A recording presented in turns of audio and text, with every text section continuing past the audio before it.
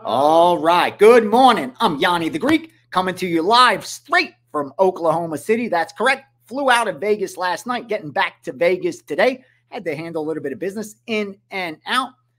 Summer's here. And as we get ready for NFL and college football futures, a lot ahead. I gave one out yesterday. If you didn't watch that video, make sure check me out on Instagram at Greek_Gambler, on Twitter at Greek_Gambler, and even on TikTok, Greek_Gambler7. Greek_Gambler7. I believe that's where I gave out this college football future. Let me get it out of the way so I don't forget. I went under 6 in Duke. Under 6 in Duke. I would actually bet that all the way up to -150 to get that under 6. I know a couple sharp books have already gone to 5.5 and giving you a little plus money. I like the under 6 a lot better. I laid 130, 135, even laid some 140 later in the evening as the play got stronger. So follow, fade, or ignore. That's our first college football premium for 2024. Now, before we go forward, I always look backwards real quickly. We are coming off an ass-kicking week. That's right. The books kicked my ass. I tell you when I win and I tell you when I lose. And I had a losing week.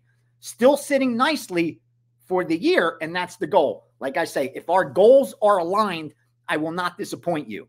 If our goals aren't aligned, I'm going to disappoint you, and I urge you not to waste your money because my goal is to turn a profit year after year. I don't do this for fun. I don't do it because I want to watch the game tonight, and I don't do it because I need to make money this week to pay my rent. I do it because I found this market is very beatable, and the return on investment is greater than a lot of other things that I could put my capital in, and more importantly, less risk, a lot less risk. I feel more confident investing my capital in the sports betting market than a lot of other markets, believe it or not, even at giving up some returns, meaning I could get a higher returning some other markets, but the risk is a lot higher. Where with sports betting, having done it for as long as I have, it more or less, as long as I rinse and repeat, I know every December 31st, we're just going to count back and see how much profit we made off that capital. And again, there's no reason you can't do it as well. Make sure you jump in the Steam rooms. I have them each and every week. If you're a subscriber, do not miss those. I pass along a lot of good information, actionable information, and more importantly, the education. Because unless you use the information correctly, the picks are going to become irrelevant. Now, it's a little early. I have a plane to catch, so I don't have a lot of information to share. But what I do have is quality over quantity today. And I want to make sure no matter where I am, if I'm on vacation, if I got to go meet someone for business, I'm still going to make sure as much as possible to get you out that daily video, because we are going to go through this together. Throughout 365 days, we will go through this and have a lot of fun the rest of the way. Now, with that said, let's dive in. These are premiums. I'm just going to get that out of the way right now. All I have to share are premium plays with you.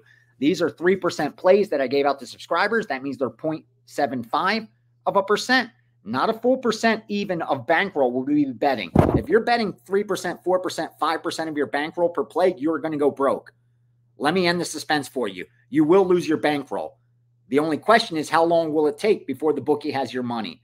You do not have the type of edge where you could bet 3, 4, 5% of your bankroll per play. You just don't. Unless you have inside information, it's just not possible that you're going to be able to profit from over betting that edge.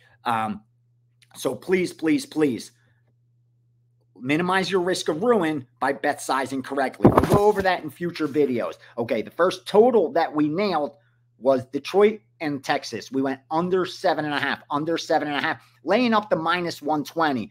Now, I know there's some 7s out there. If you could get some plus money, I would still take that bet. Back in the day when I was building bankroll, I would still take that bet, because the worst that happens is if I win, you push. Meaning if I catch my under 7.5, the very worst it could be is land on 7, where in that case you would push.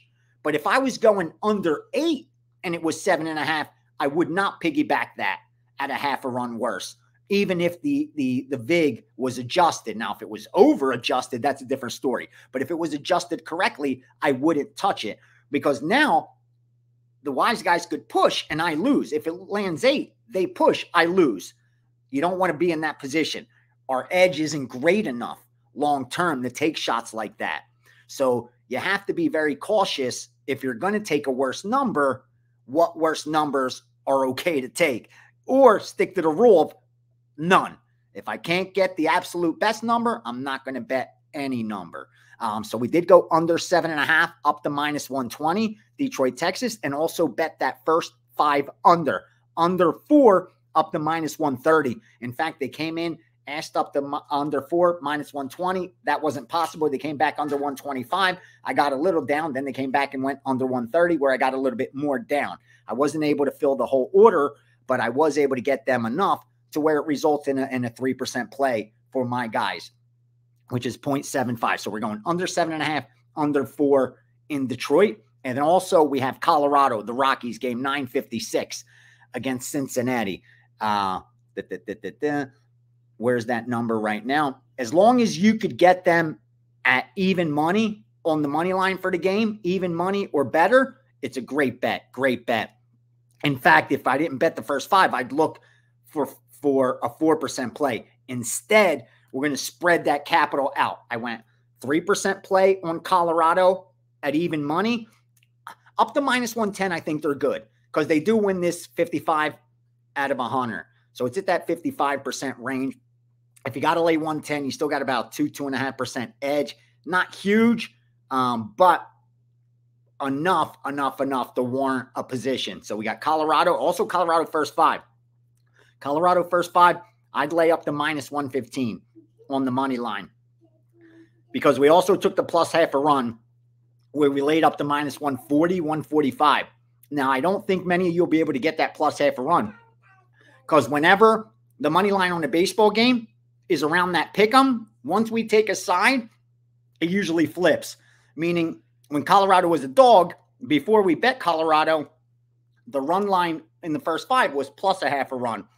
Once we bet Colorado and make them the favorite, they flip that. And Colorado is now minus half a run. We don't want that. We don't want that. We want Colorado money line or Colorado plus a half in the first 5. As you can see, I'm not feeling good. I'm feeling nauseous right now. And that's why I'm looking like this. Forgot my medication.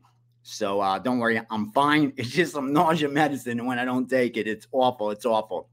But I did not want to miss getting you guys a video. Now, let me look at the board real quick. Forgive me. And see if I could pull anything out for you. Let me look at my other computer. What's sticking out? What's sticking out? I like Washington over the Mets. I like Washington over the Mets. That falls into my Pythagorean wins and losses.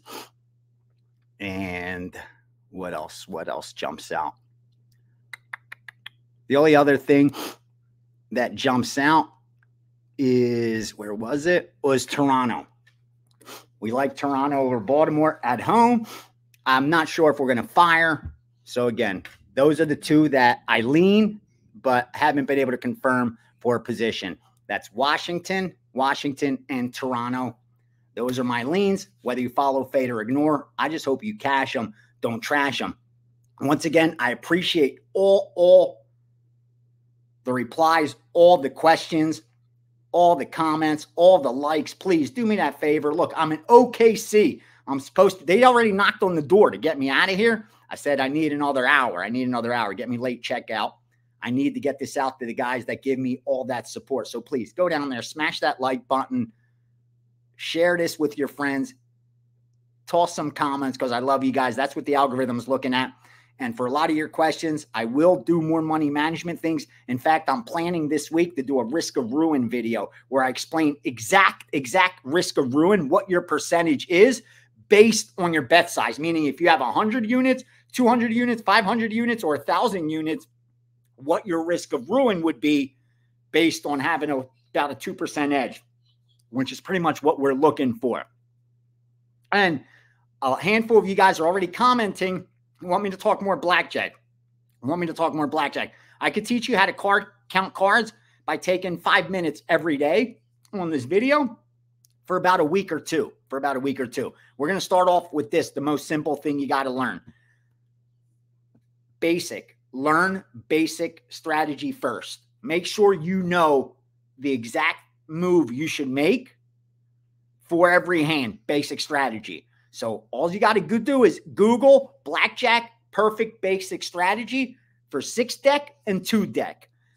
There's a few adjustments that you have to make. The difference between 6-deck and double deck, kind of like what do you do against a 12 versus a 2?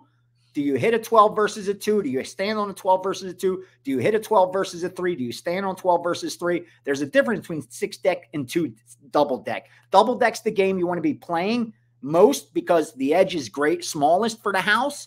So it's easier for us to overcome and put the edge in our advantage. And there's less fluctuation. With 6 decks, we're going to be able to bet size more, but we're going to have greater swings to our bankroll, definitely. And you got to be prepared more for the long term. So what you want to do right now, start off with the first thing. Understand the game and have perfect basic strategy memorized. You need to know when the split, when the double down, when the hit, and when the stand for every combination. Every combination. That needs to be automatic because there's an exact move you should do. An exact move. It's just like chess. That's why I love blackjack so much. There is no argument. There's a right move based on probability for everything. Whether I should hit, stand, double down, or split. Those are my 4 options. And based on perfect basic strategy, you'll know what to do. Once you get that down solid to where I could say, what do you do in this hand? Once you get that down where it's automatic, then we move on to more advanced things that are going to give you the edge. That's not going to give you the edge. That's going to give the house the smallest edge. Meaning if you play stupidly blackjack, they'll have a 1, 1.5, 2% edge over you. If you play perfect basic strategy, they'll have less than 0.5% edge on you, less than 0.3% edge on you on a good double deck game. Get it down to that low of an edge. I'll take you over the hump to where you're profitable. I promise you. Let me know in the comments if this interests you, and I'll take 3 or 4 minutes every day and share some of those card counting techniques that I've learned and even some of the secrets that I've never shared. Honestly, the stuff that's not in the books that we all keep in our back pockets tucked to get away with shit and make money. I'll share that with you guys. Show the love like I love you, and I appreciate you. I'll be back Tuesday. God bless you and yours.